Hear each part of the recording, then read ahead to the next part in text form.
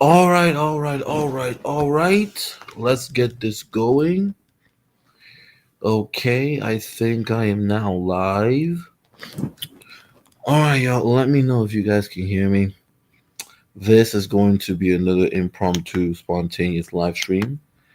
The last time I got on here, I went live. I believe. I think it was 2 or 3 days ago, and it was spontaneous. And folks hopped on. I ended up having to take that down for audio issues because the audio was pretty bad. But it was a fun experience, right? So hopefully this time around the will be better, and hopefully, we're able to, create another, amazing open panel, folks to hop on and share their thoughts. And as you guys all know, most of my panels are always open unless I state otherwise. So this will also be open if folks want to join too. So that's fine. Today, what I'm going to be talking about is I'm going to be diving into the reparations movement and why the reparations movement is dead. Now, I want to make something very clear to y'all. Okay, when I say reparations movement, um, understand that there is a difference between the traditional African American historical reparations movement, which goes all the way back to the 40 acre and the mule, the whole idea of promising them, restitution and economic support after slavery. So that's where the whole 40 acres and a mule come from. And from then, I will say till now, till I will say from then, from the whole 40 acres and a mule to the whole FBA ADOS thing, there has been a traditional Black American movement to make that 40 acres and a mule a reality. So the 40 acres and a mule, the whole idea of that, uh, from the moment that was introduced till the FBA ADOS day, the traditional African American view was to bring that into implementation, right? Something close to that, like that idea into reality. And of course, we all know that was never able to be done, right? Because every time Black Americans try and get reparations, it gets sabotaged, and they're never able to actually get it through, right? We know this. But what makes the traditional reparations movement compared to the reparations movement I'm talking about, which is the FBA ADOS movement, different is that the traditional reparations movement was more, I guess you could say, all inclusive, from the point of view that from the 40 acres and the mule all the way to ADOS FBA movement, I will say that Black Americans were generally, and this is something I have to admit, they were generally very inclusive when it came to operation. I'm like, I remember before the whole FBA ADOS, a lot of Black Americans had no problem with Black immigrants being included in that. There's one of the operations, right? So the traditional reparations movement from the which over the whole 40 acres and the mule, which lasted all the way until the whole FBA ADOS thing. I guess it still exists, but the FBA ADOS thing kind of took over the reparations thing. So from the 40 acres and the mule all the way onto the whole FBA ADOS thing, the traditional African American reparations movement was trying to bring that 40 acres and a mule thing to reality, and it was typically all inclusive, meaning that they were even open to having Black immigrants be a part of that. However, unfortunately, and there's something I have to admit as a Black immigrant, right? There were many, right, especially in recent years, who would, openly argue against reparations for Black Americans. Yes, there were Black Americans who were doing that too, but of course, if a Black immigrant does it, it's going to hit harder because technically you just got here, on the country. So there was some of Black immigrants who were saying those things. They were a minority, but they were there. You had this feeling that Black Americans have that a lot of Black immigrants were not rocking with them, which I don't agree with, but the feeling was there amongst Black Americans. And I think all of this, plus the idea that Democrats are, in other words, because obviously Republicans are not going to care, but that Democrats, generally ignore Black Americans. Like all of these things together, I think created, fertile ground for the whole ADOS FBA to be born. Now keep this in mind, right? It was ADOS that came first, right? ADOS was the first one, and ADOS, Americans of Slavery, was really between Tone Talks and Yvette Carnell. Those were the two main ones. Tone Talks and Yvette Carnell. And once again, their entire movement was based off the fertile ground, right? Um, a lot of Black immigrants speaking against reparations. This says that Black Americans had that Black immigrants were not really cool with them, which I don't agree with, but there was that sense, this sense that Democrats were ignoring them. All of those things together laid the ground or created for the ground for FBA, so sorry, for ADOS, with Tone Talks and Yvette Cornell to come in the room and say, well, you know what? Now was the time for us to delineate. You know what? Now was the time for us to focus on ourselves. And the ADOS movement, taking advantage of the fertile ground that was there, they essentially hijacked the whole reparation movement. Because one thing I thought for the reparation movement historically goes back from 40 Acres and the Mule. Historically, Black Americans were inclusive on that issue. But due to the various factors I already listed, right? Black immigrants being against reparations. Some of them, Black Americans feel like a lot of Black immigrants were not cool with them. I don't agree with it, but that was the feeling, as well as Democrats, benign neglect. All of that created fertile ground for the ALs to come in and essentially say, hey, the way to address all these issues is to really take over the reparations movement and make it specifically about Black America. I guess change its definition, change what historically has been. And so the ADOS movement, Yvette Carnell and Totos were able to take reparations movement and kind of completely make it something completely different. One that is obviously the reparation was centered around Black Americans, but it was much more inclusive. They took it and made it an ADOS thing, right? They brought it under this new sort of group called America. So now reparations became associated with their group, right? So they completely hijacked it. And the sort of various factors that I listed created fertile ground for them to be able to do that. So once it was done, right, the ADOS movement blew up. It blew up. I remember at the time it was all over the news. Folks were talking about, oh my God, this is amazing. This is what we need. Because once again, the fertile ground was there for that to take hold. And it blew up. It was great. It was fine. At the time, I have a problem with the fact that they want to, Black Americans want to make their own group to operation. That's cool. But it essentially fizzled out, right? Eventually, you had in-group fighting, disagreements, and essentially died off. And what happened is that Yvette Carnell continued on with the reparations movement thing, but Tone Talk stayed back and kind of kept on doing his old, YouTube stuff, YouTube things, right? That's essentially what Tone Talk kept on doing. So Yvette kind of carried it on. And she carried on the ADOS movement, even though it had peaked and then kind of died out a little bit. But whatever remnants was there, she carried it on. And when it came to the remnants that remained, even those remnants broke apart. Remember, Tariq and FBA was originally a part of the whole ADOS thing. So he was there when it peaked and kind of declined, and then when the ADOS declined, he was part of the remnants that remained.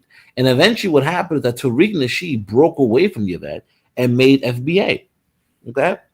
And part of the reason was that even though the ADOS movement was a way to kind of separate, once again, the factors that I listed before created fertile ground, allowing the ADOS movement to argue that, hey, the way for us to move forward and to deal with all these issues is to separate ourselves from Black immigrants and completely take over and I guess recreate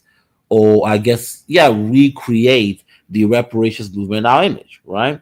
And even though the ADOS movement, I think was very much went out of its way to separate from Black immigrants and from all the other Black folks, Tariq Nasheed still believed that wasn't enough. That there's not enough the delineation, right? And plus, he had disagreements with just ADOS and Yvette Carnell in general. So he broke away. And he went and made his own thing, Foundational Black American, which Foundational Black American, it may sound similar. Oh, it's just another group, saying that, hey, it's just another, group that takes over the reparations movement and makes it its own? No. Well, yes and no. Yes, the FBA movement, just like the ADOS movement, takes over the traditional reparations movement and argues that the way to really fix issues for Black America is to delineate from Black immigrants and recreate a reparations movement. It does that, but it does it in a different way. From the point of view that even though the ADOS movement did try and separate and delineate from Black immigrants and do those things, there was still an acknowledgement that, hey, we come from Africa, right? That's something Yvette always said, and Yvette was also against the whole tether thing. Even she kind of talked about, because once again, she's very much with the Democratic Party. She said, that you use those kind of words may hurt you when it comes to dealing with politics. So at least the ADOS still kept that sort of truth in play. The FBA thing was just it took delineation to the extreme, to the point of view they were saying we're not African no more. I'm like Tariq and the FBA will say we're not African, we're Native Americans, we the indigenous tribe. Calling they just went on to attack Black immigrants. And so what you end up having now is you got these two online groups. One, the ADOS movement, which was the original kind of the first to really do this, that was based off, hey, we got issues, and the way they feel issues is to break us from Black immigrants and recreate reparations movement. You have that thing going on that kind of blew up and faded out, but at least that movement kept at least the sort of recognition that Black Americans come from Africa. But that eventually fizzled out. That movement fizzled out, and then you have this new movement that kind of takes its place. The FBA movement, where it's the same thing. Hey, they argue that the same thing, like to initiate or something. Right? Hey, due to various factors facing Black Americans, we have to take over reparations movement and recreate it in a way that allows us to separate from Black immigrants and really focus on it only. So the FBA did that, but in addition to that, they denied they were from Africa. The entire conversation was really more focused about bashing Black immigrants and reparations. So they took it to the extreme. Like they went way beyond that. And so that became the sort of new online, reparations movement thing, the FBA stuff. And of course, I made a video way back talking about how the FBA movement is over. And what I argued in that video is that, despite what the ADOS and FBA movement argue, the irony is that any real movement towards reparations will require Black Americans to truly hold hands and unify with the diaspora. It's actually the opposite. You would need allies, because once again, white Americans have no interest to give you anything. They burned down your cities. So unless you got some kind of leverage, some kind of coalition, to really get that through, it's not going to mean anything. And of course, the best coalition to have is, of course, the Black diaspora and Black immigrants. Now, folks, yes, I do acknowledge that you had some Black immigrants who were arguing against reparations, but once again, that was a minority. The majority of Black immigrants and the Black diaspora will align with you on that issue. In fact, when the reparations thing really took off again, a lot of Black immigrants around the world, a lot of Black diasporas took that energy for themselves. So you had Jamaica, reparations, Ghana. So by and large, that Black diaspora is very much invested. It's very much on code on that. But when I was saying these things, folks were saying you're wrong. The FBA is correct, and eventually, just like how I warned what was going to happen, it eventually happened. And what I mean by that is that eventually, what ended up occurring is that Tariq Nasheed, right, the FBA movement having completely cut off its allies, and most important, the people who would have been their natural allies, Black immigrants, Black diasporans, haven't thrown the bus. At the end, they had nobody. They had no one to really align with. They were just some group online. Like you can say something about but at least Yvette has some political connections. But even she was kind of silent a little bit. But the FBA thing had nothing. And if you notice, once it became clear that they were not going to get anything really done, Tariq Nasheed just turned everything just bashing, the tethers, right? Which I don't care, but it's like it's almost an admission of failure, right? He kind of scammed his people to put that money for that museum, which turned into a place where just do comedy shows, which was never the purpose. right? Now he's just doing a bunch of live streams talking about the tethers and standing on business. But whenever somebody asks him, so this entire FBA thing was predicated on the idea that, hey, the issues facing Black Americans can only be solved if we recreate or take a reparations movement. What's going on with that reparations thing? He essentially deflects, because the reality is the reparations movement, or as I said, the FBA ADOS reparations movement, is fundamentally dead. It's over with. It started with the whole ADOS thing, and sort of fizzled out, and then the FBA thing carried on, and then it stuff fizzled out too. In fact, it got so bad that Tariq and the FBA movement, they started supporting. They literally went out of the way and um, um, they started supporting Donald Trump. And I'm thinking to myself, like, first of all, just the idea of you separating from other Black groups that could be allies is already dumb. I get the argument, but it's already dumb. Then for you to go and then side with a party that is just, first of all, it's a white nationalist party and is vehemently against what you're talking about. I'm like, once again, you just was won by Democrats. Democrats are the only ones even allow you to bring it up. Republicans shut that shit down immediately.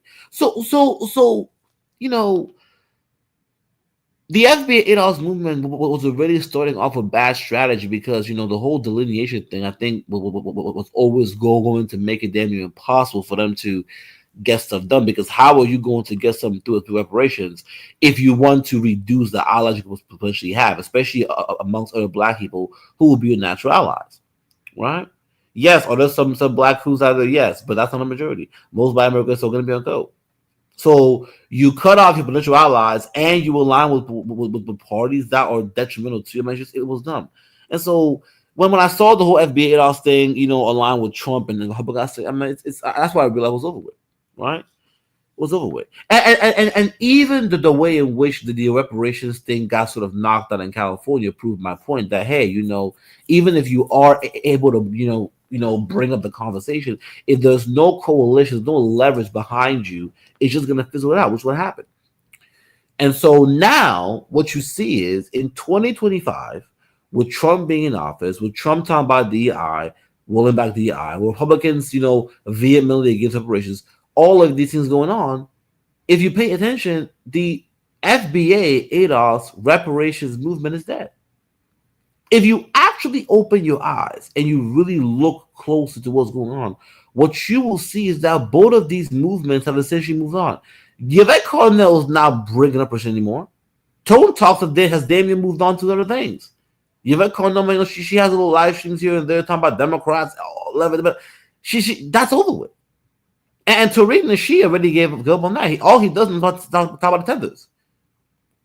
So what I'm trying to say here is that what I said in that video about the FBA movement being dead, like, you're seeing it now. And ironically, you'll sort of see more and more Black Americans sort of be like, yo, like, y'all are not doing enough reparations no more, right? So what you are now seeing is that the FBA and the ADOS movement, which were essentially, so sort of the FBA ADOS movement were a remaking of the traditional reparation movement. It's now dead. It's gone, and there is no going back. And so now what you were seeing is that both of these movements have fizzled out, they died out, and they've become something else. Yvette is just, essentially, she's become nothing more than just Yvette Carnell has become nothing more than a critic of the Democratic Party. That's what she does now, just criticize Democrats.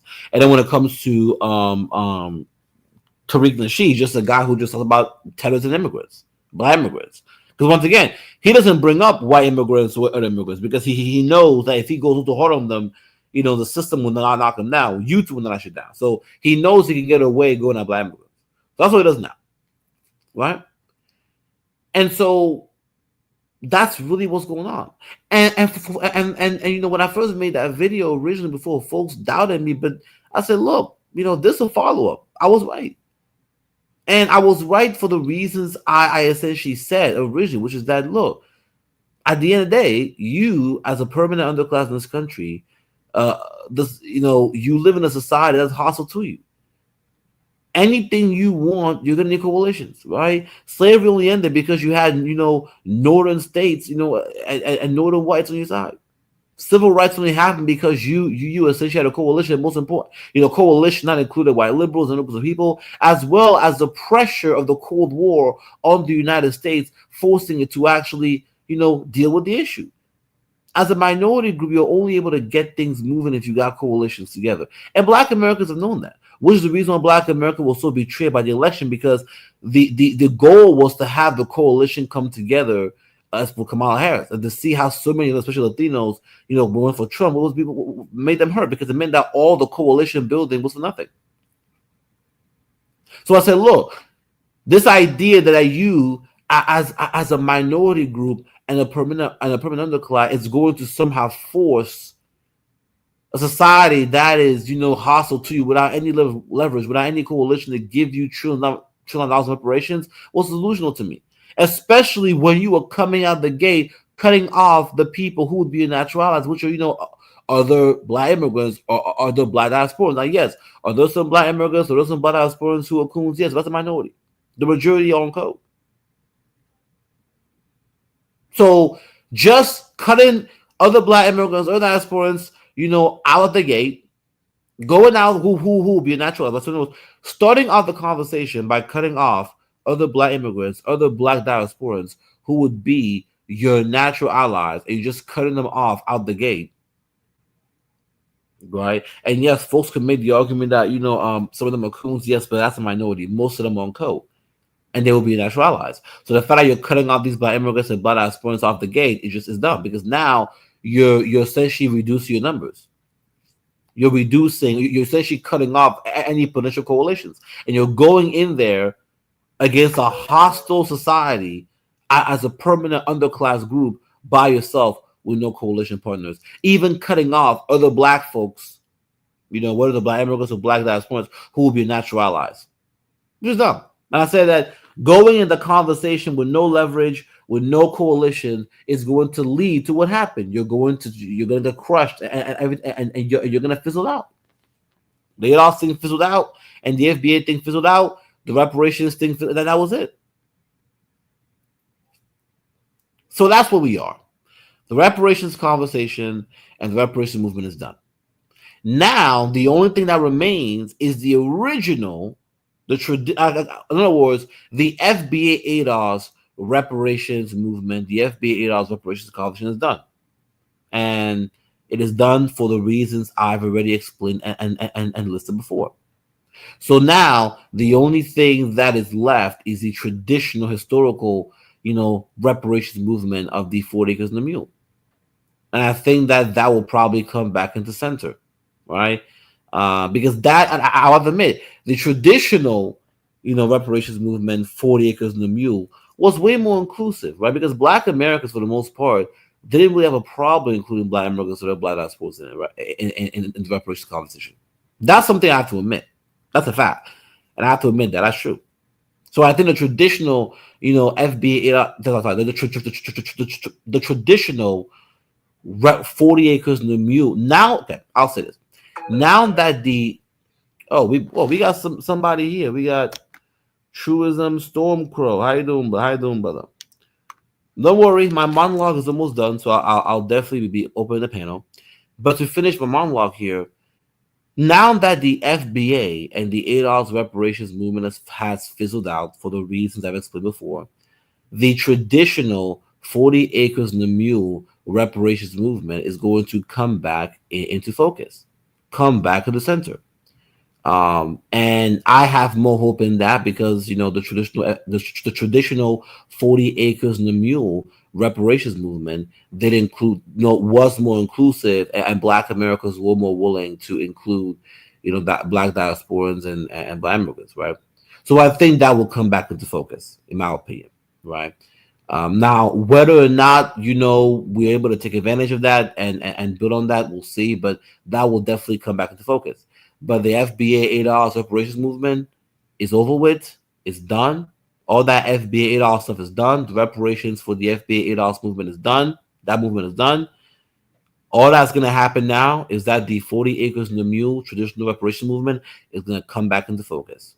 What we do with that movement, I don't know, and we will see how that plays out.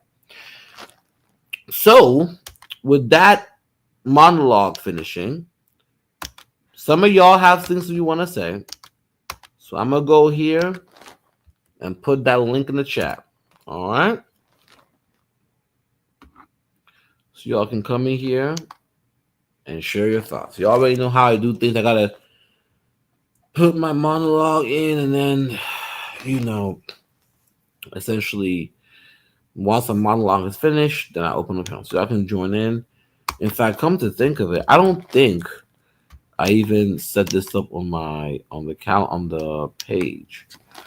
Hold up, y'all. Let me go ahead and set this up on the channel just to make sure folks know I'm even live. Because you guys know YouTube is shadow ban me, so I'm like, it was so bad that I remember because I remember when I went live and I clicked the notification just to make sure how to respond. I notification, I think maybe um 30 to 40 minutes after. I said, what? So YouTube is definitely shadow banning me. But let me go ahead and put it in my community tab so folks can know I'm here.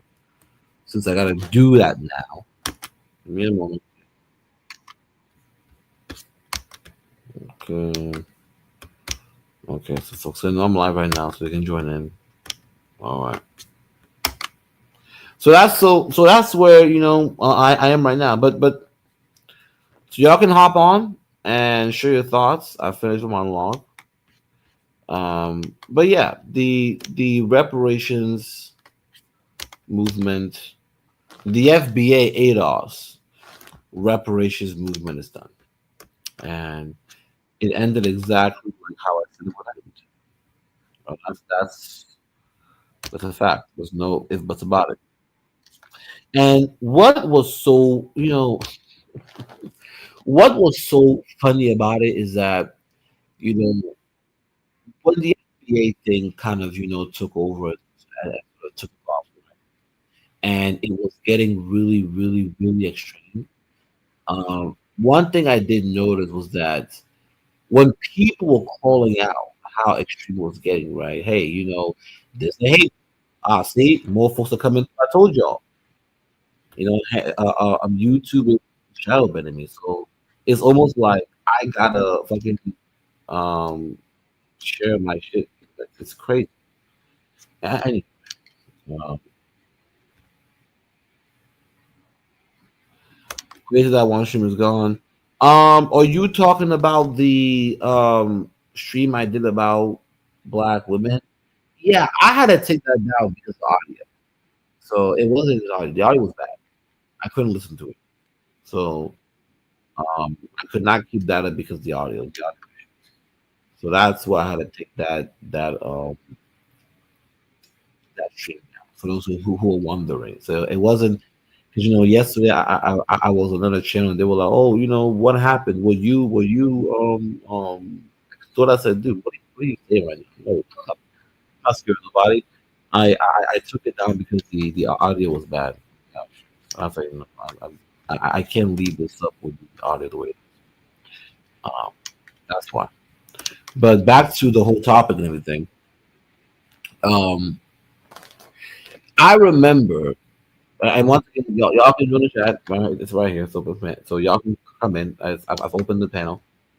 But I remember, essentially, when the FBA movement got really, really, really, really extreme, and when people like me, like a lot of folks like me who will call and say, "Yo, this is gone beyond just desire for reparations of Black America. It's essentially become a hate group, right? That the whole conversation of FBA being a hate group started off and began, right?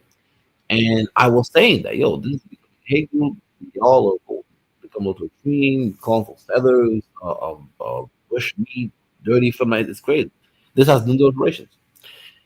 And I remember that when people like me were saying those things, you had folks who were coming in, where are you from? folks come into the conversation just proving my point. And I would always ask them this one question, which is okay, how is this going to move you closer towards your goal? Right? That's the question I would. How does this move you closer towards your goal? Let's really dive into that. Let's really talk about that. How does how does spending all day talking about the tethers, the immigrants, the dirty flow, how does that get you to reparations? It doesn't. So really, the hyper focus on that is a mission of failure. That y'all not really getting stuff popping. As Tariq, you're not really getting things moving over there in these movements. So it just becomes a hate fest, which only goes so far, right? And I said this is why it's gonna fail because folks was, oh my God, what are you talking about? That's not true. That's not true. We strong, FBA strong, ADOS strong, and we saw what happened, right? Eventually, it fizzled out. Eventually, the FBA thing fizzled out, it died out, and that was it. So now that we know what I predicted, what I expected happened, which is that them having no coalition, um, them essentially couldn't you have no leverage. Yeah. In other words, you have no leverage, you have no coalition, and you're going out there against a hostile society as a permanent underclass. I mean, you were going to fail.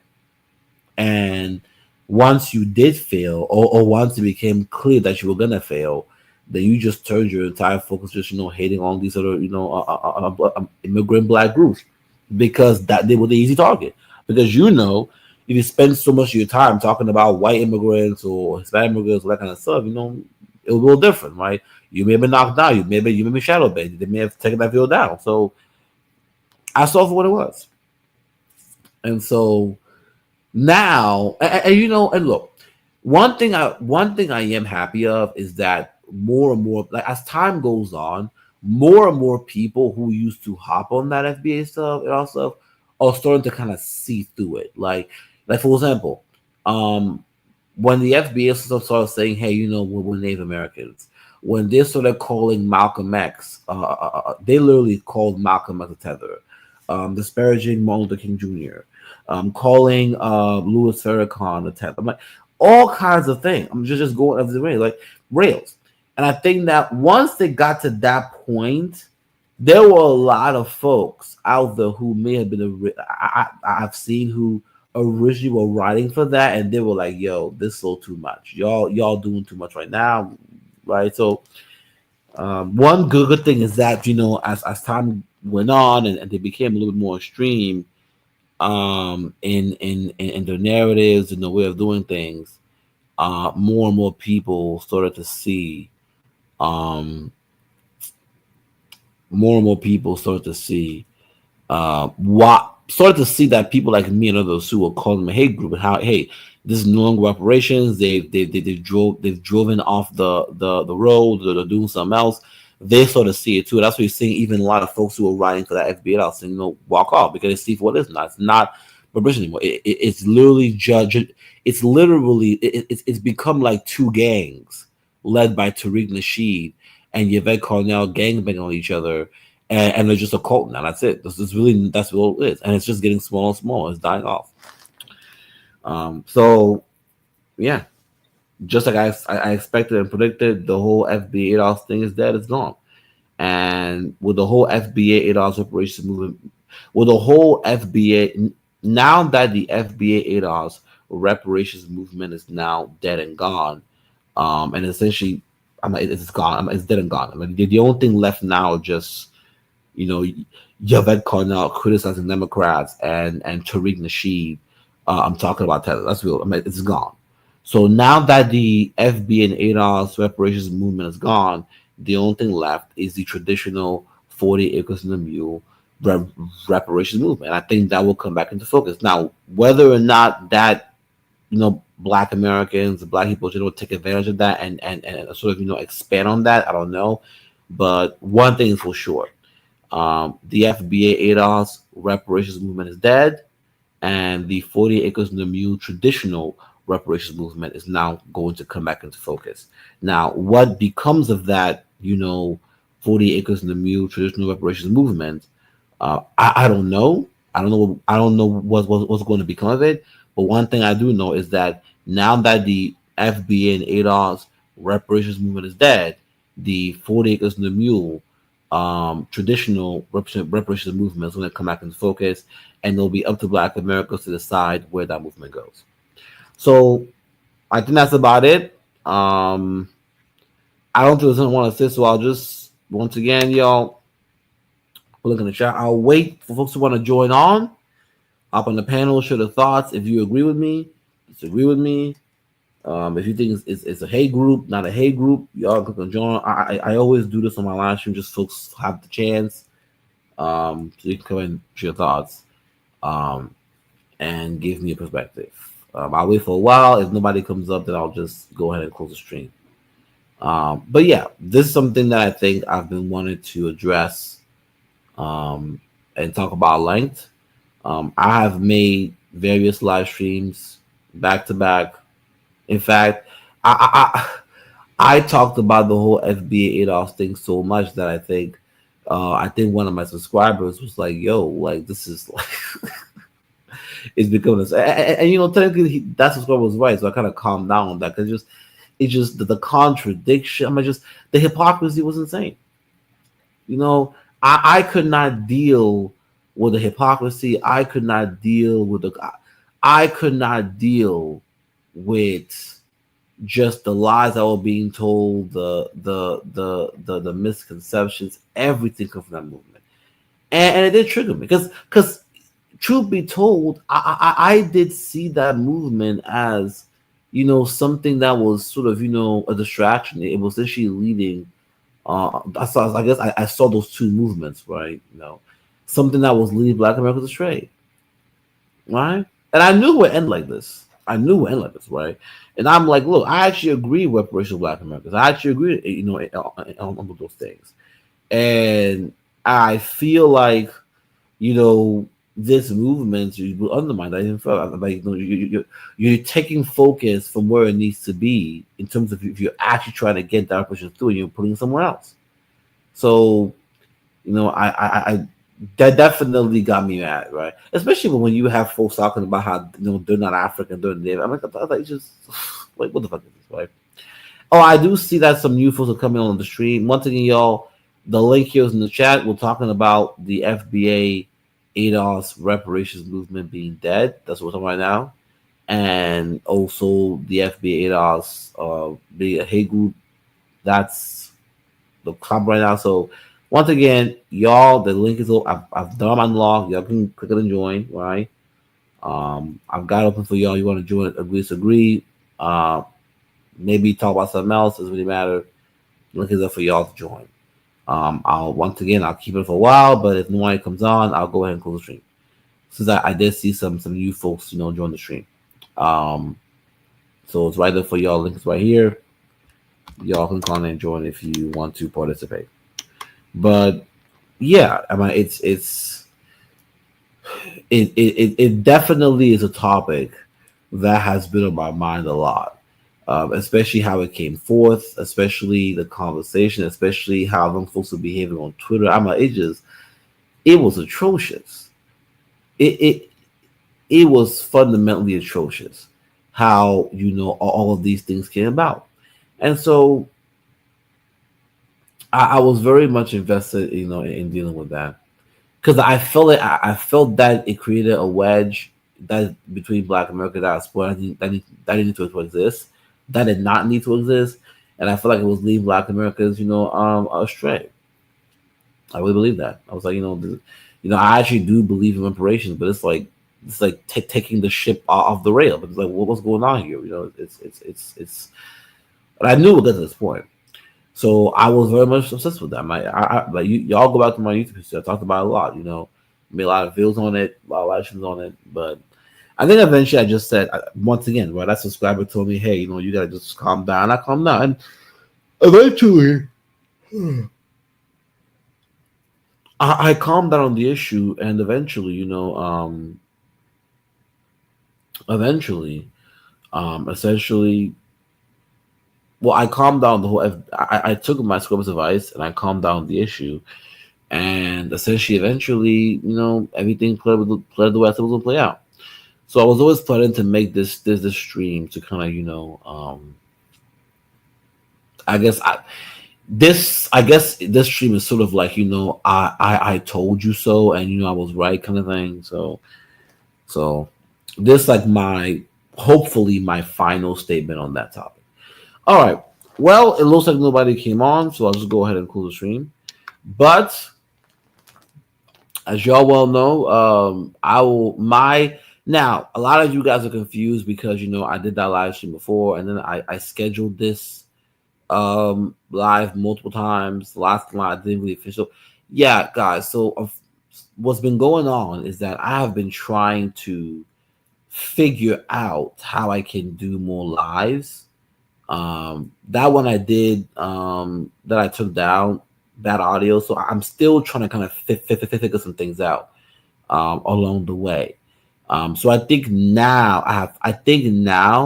I have sort of come to an equilibrium where I think I've figured out how I'm gonna start doing some things moving forward. I'm gonna do more videos on the side, and I think during times like these, I'll probably do more live streams, right? Um, so I think that's kind of where I'm gonna go. You know, during the week you do more uploads, and maybe during the weekend you do a little more live streams. Going back to kind of how I used to do things like way back on my old channel. So things have looked kind of messy on my channel, and I get that, but a lot of it is because I've been trying to kind of figure some things out. And I think now I've been able to figure some things out. But with that being said, I think I'll leave it there. But yeah, uh, final words, final comment. The FBA ADOS reparations movement is dead. And now the only thing that remains is the traditional 40 acre and a mule reparations movement. And that's going to come back into focus. Now, what happens with the 40 acre and a mule reparations movement going forward is going to entirely depend on Black Americans and just Black people in general. But overall, the FBA and ADOS reparations movement is gone, it's dead, and the only thing that remains now is the 40 acres and a mule reparations movement. And what happens to the 40 acres and a mule reparations movement is going to be completely determined. It's going to be completely based on what Black Americans decide to do with that movement. All right. And so with that being said, I'll let y'all go, and like, subscribe, hammer out.